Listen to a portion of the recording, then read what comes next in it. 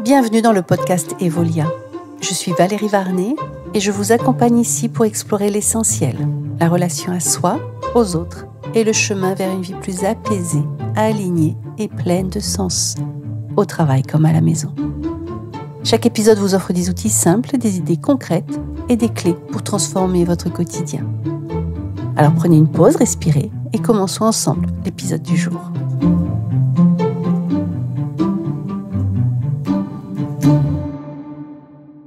Aujourd'hui, on continue sur les jeux psychologiques. Donc, est-ce qu'il t'est déjà arrivé de te dire « Non mais je vais pas dire ça, sinon ils vont se moquer de moi » ou « Mais tiens, là, j'ai déconné, j'aurais pas dû faire ça.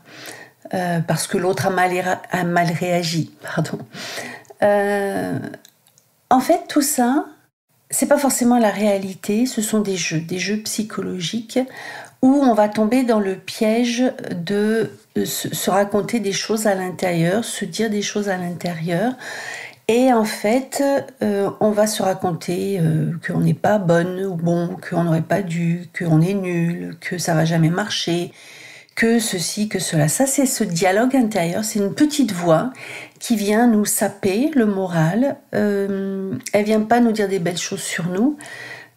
Et en fait, cette voix, c'est la voix du jeu psychologique intérieur qui va venir nourrir la culpabilité. Donc le sentiment de culpabilité quand je fais quelque chose, mais après je le regrette, parce que j'aurais pas dû, parce que ça a eu des conséquences, parce que ceci, parce que cela. On s'en veut et on s'en sort pas.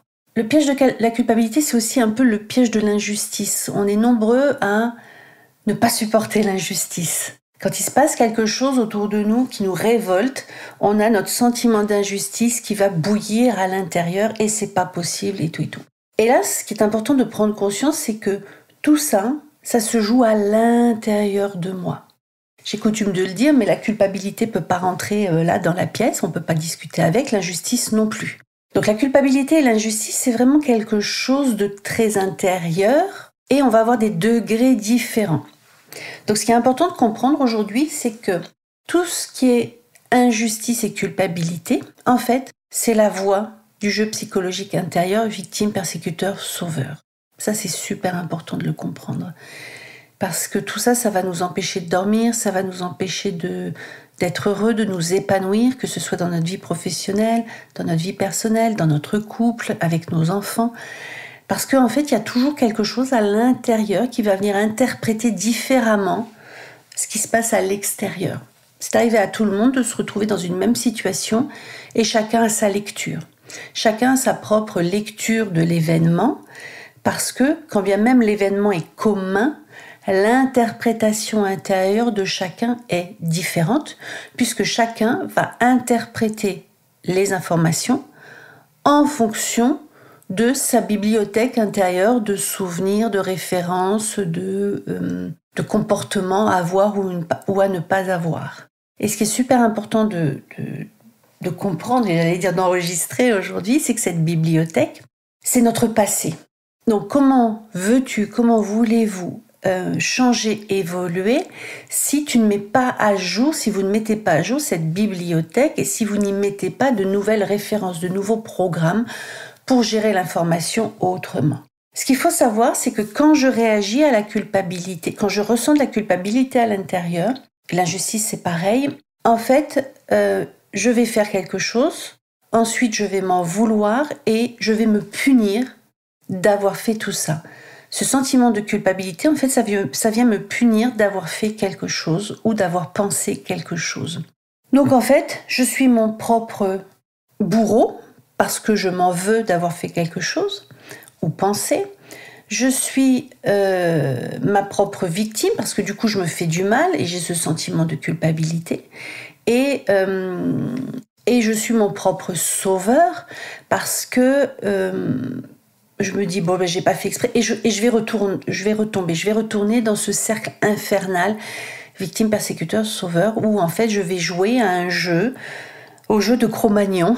Pour qui, Cro-Magnon, il faut toujours qu'il y ait un coupable. Ça, c'est super important de le comprendre. Pour Cro-Magnon, donc c'est ma partie archaïque qui gère l'information en dehors de mon champ de conscience. C'est pour ça que pour un même événement, si je prends l'exemple d'une équipe au travail, il se passe un même événement, il y a 10 personnes dans l'équipe, il y a un même événement, il y a 10 réactions différentes.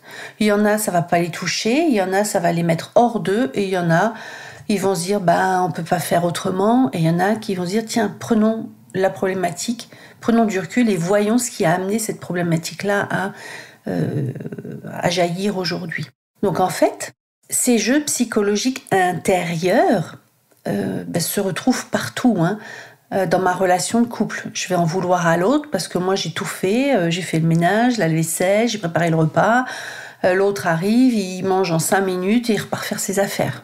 Donc je vais trouver ça peut me mettre en colère, je vais trouver ça injuste parce qu'après tout ce que j'ai fait, en plus de ma journée de boulot, après tout ce que j'ai fait pour la famille, pour mon conjoint ou ma conjointe, j'ai même pas un remerciement. Donc quelque part, je vais prendre sur moi pour tout préparer. Donc quelque part, entre guillemets, alors bien sûr tout ça c'est très très inconscient et c'est très très très profond. Comme j'ai un programme, par exemple, je dois prendre soin des autres. Point. J'ai même pas je dois prendre soin des autres et de moi dans le programme. Non, c'est je dois prendre soin des autres. Point. Je vais donner, alors que l'autre peut-être il a rien demandé. Mais donc du coup je vais donner. Et s'il ne me renvoie rien, je vais lui en vouloir. Et je vais être donc typiquement dans ce schéma victime, persécuteur, sauveur. Sauveur, je prépare tout, alors que moi aussi je suis fatiguée. On pourrait partager les tâches, par exemple. Donc je vais avoir un programme, et c'est plus fort que moi, c'est très très inconscient, très très profond. Les jeux psychologiques, c'est plus fort que chacun. C'est pas un manque de volonté, c'est un manque de conscience et de compréhension, parce que je ne sais pas que je suis en train de faire ça. D'accord ? Ça, c'est vraiment important à comprendre. Les jeux psychologiques sont plus forts que nous. Donc c'est à nous d'apprendre à les repérer et à les déprogrammer. Donc j'en reviens à mon piège de la culpabilité ou de l'injustice. Je prépare à manger, je prépare tout, l'autre arrive, il prend le repas et puis il s'en va faire autre chose. Donc je vais lui en vouloir, je vais ressentir de l'injustice parce que quand même, après tout ce que j'ai fait, c'est injuste, je reçois rien, blablabla. Donc tout ça, je rumine, je me rends pas compte que je suis dans un jeu, je suis dedans. Et après, je vais m'en vouloir, donc je vais culpabiliser parce que il a un boulot super difficile, super harassant, quand même, je devrais être plus sympa, blablabla. Quand je dis blabla, c'est parce qu'en fait, on se raconte plein de choses et ça peut prendre des proportions, donc chacun met ce qu'il veut dans son blabla, mais ça va pouvoir me pourrir la vie. Et comme je suis dans un cercle infernal et pas dans un cercle vertueux, je suis dans un cercle infernal, je vais reproduire à chaque jour. Pourquoi ? Parce que chaque jour, c'est mon mental qui gère l'information en fonction de ma bibliothèque de référence. Donc si à un moment, je n'apprends pas à conscientiser les jeux et à mettre en place de nouveaux programmes de gestion de l'information qui me dédouanent de mes anciens programmes de dévotion, parce que quelque part, quand je prends soin de l'autre, je me dévoue à l'autre. C'est très très archaïque comme comportement et très humain en même temps. Je vais pas pouvoir m'en sortir. Donc c'est important pour s'en sortir de conscientiser ce qui est en train de se passer. Comment je conscientise ? J'ai 2 éléments. Je tourne en rond, les situations se répètent. Alors c'est pas tout à fait toujours les mêmes situations, mais en tous les cas c'est le même scénario qui se répète, c'est le même film qui se répète. Et je me sens pas bien à l'intérieur et j'ai la sensation que je vais jamais m'en sortir. Donc mon message là maintenant, c'est que oui, si c'est possible de s'en sortir, mais encore faut-il conscientiser le jeu et avoir de nouvelles façons de gérer l'information, déprogrammer ce jeu psychologique intérieur pour pouvoir s'en sortir. L'épisode touche à sa fin, j'espère qu'il t'a inspiré.